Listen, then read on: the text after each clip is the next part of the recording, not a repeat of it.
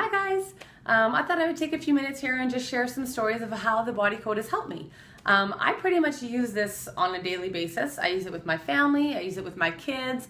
When something is bothering them from school, we'll always figure it out so that I can help them to let things go and they can move on from it, so it doesn't just stay there and keep on bugging them. But I'm going to share a couple of stories from my own life, some big areas that I have used it to help me.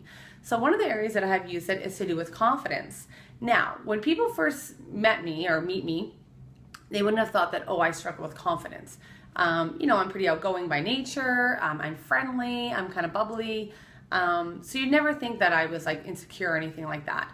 But certain situations, so say if it was a new situation where I didn't know everybody, or maybe that person was more successful than me, or drove a nicer car than me, or I thought was more attractive than me, or whatever kind of crazy idea that we have about that makes us feel insecure, where we sit there and worry, what are other people thinking about me? Like, do they like me or this or that?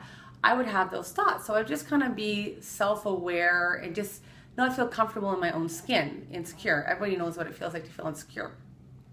So of course, I worked on myself and I found out, well, why am I feeling this way? Most things stem back to childhood stuff. It's just how it is. It's kind of a buildup. I always say we are a combination of all the different things that we've been through and all the different emotions. They form a fabric of who we are, and it affects how we think and our belief systems and all these different things. So I released all those things, and I'd say, I don't know, I'm not perfect in it. There's still room for growth, but I'd say about, honestly, 95% confident, meaning I think I'm awesome. Like, I do not struggle with being insecure. I don't care how successful you are, how much money you are, what kind of car you drive, if you're really attractive. I don't feel insecure. Like, I feel like I can celebrate you. I think that's great, and it doesn't take away from me. And I just am completely free and confident. And not in a cocky way. I'm confident. Like, I like me. I like who I am. I feel great about myself. So that's one of the ways that it was huge for me. A second way was to do with fear of conflict. Now, I think most people can identify with this. Most of my clients will say, oh yeah, I'm totally afraid of conflict. That's something that I work on with a lot of people. They're afraid of what, people getting upset at them. They don't want people to get mad at them. They won't speak their mind or put up a boundary or say no to something because they have this fear of rejection, fear of them yelling, or fear of them withdrawing, or fear of them, just a negative reaction. And so they're not true to themselves. So myself as well, I was like this, a conflict avoider. And if this person was kind of in a place of authority and they got upset with me, or I thought they might be upset with me and wanted to talk to me about it, whoo, instant tears, just like a little girl. So I would just get all like anxious and fearful if I thought someone was upset with me. So of course I worked on this, and I thought, I don't have to be like this. I know how the body code works. I know how to get rid of the stuff that is making me feel this way. This isn't normal. I don't have to feel like this. Like, when you think about a 2-year-old, do you think they're afraid of conflict? I don't think so. They speak their mind. They have no problem telling you their needs and what they want. And that's how we're supposed to be, but with the actual skill set to, not throw a tantrum. But we should be able to just speak our mind without fear of the other person's reaction. So I worked on myself, and sure enough now, I'd say again, I'm probably about 95% where it just doesn't bother me if people get upset with me. I'll always be self-reflective and go, hey, did I cause that? Was there something that I did that may have caused them to react the way that they did? But for the most part, if you get angry with me, or you yell at me, or, react in a very negative way to my boundary or the thing that I say, I realize that that's not me. That's their reaction. They're reacting out of their own stuff. And so it's so liberating. It is so freeing when you can just be you and live in the present. And so that's another way. A third way is quite personal, but I'm an open book. If something that I've been through can help someone else, hey, I'm happy to share.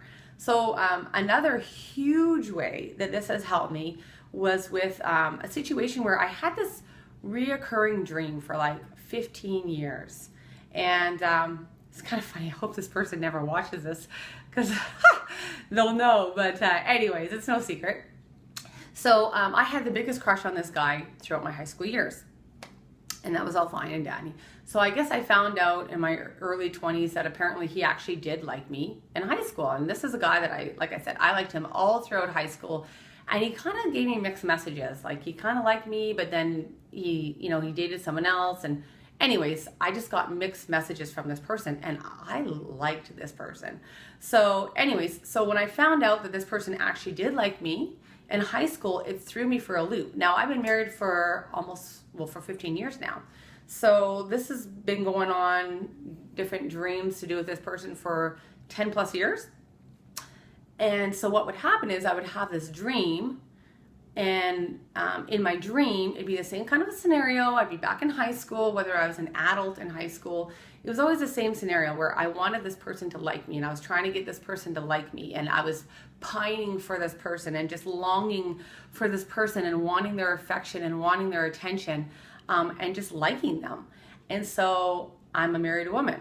So I would wake up in the morning and have this dream. It was never sexual. It was just, I longed for this person. But nonetheless, I would wake up in the morning and there would be my husband.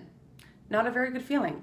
I felt horrible. I questioned myself. I thought, why am I having these dreams? What does this mean? Does this mean I don't love my husband, but I do love my husband? Like, why am I having these dreams? I was so confused. And this went on for like over 10 years. Just not every day, but consistent enough that it literally terrorized me. And I told my husband, because I didn't want to feel like there was a secret, and he understood. And I said, I don't know what this means. But I would sit there and rationalize it in my head. Well, I don't want to be with this person. I actually really love my husband and he's the best. But I felt so horrible. I felt like I was committing adultery. It was horrible, but I didn't understand it. So when I learned how to do this work, I realized, oh my gosh, I have a lot of baggage to do with this person. I have a lot of emotional charge that is still there from when I was a teenager. So of course I worked on myself and I released it, and multiple sessions. And I'm happy to say now that I don't dream about this person anymore. I still think very fondly of this person. When I think of him, I can smile, and I love him as a brother. But that is no longer there. And it was so confusing. And I know that I'm not alone in this. Where people who are in relationships, they still have baggage from their past relationship, or maybe they've moved on, but yet their heart is still connected to that person in some way, and it's very confusing. So this has made a huge, huge, huge difference to me in my relationship with my husband, because my heart wasn't fully there for him, because I still had this place in my heart for this other person that I wanted to get rid of, but I didn't know how. So anyway, so that's a really big area, and there's many other ways that it has helped me. Like I said, I do this all the time. Like any area in my life where I'm not happy with, where I feel stuck in something, I know that there's baggage there, and I will figure out what it is, what the underlying reason is, and then there's freedom. And it's like, I always say, it's like the absence of those things are no longer there. It's like you just become more and more free and uninhibited. So, yeah, so those are a few stories. I hope you enjoyed it. I hope it helped you. And, yeah, talk to you soon.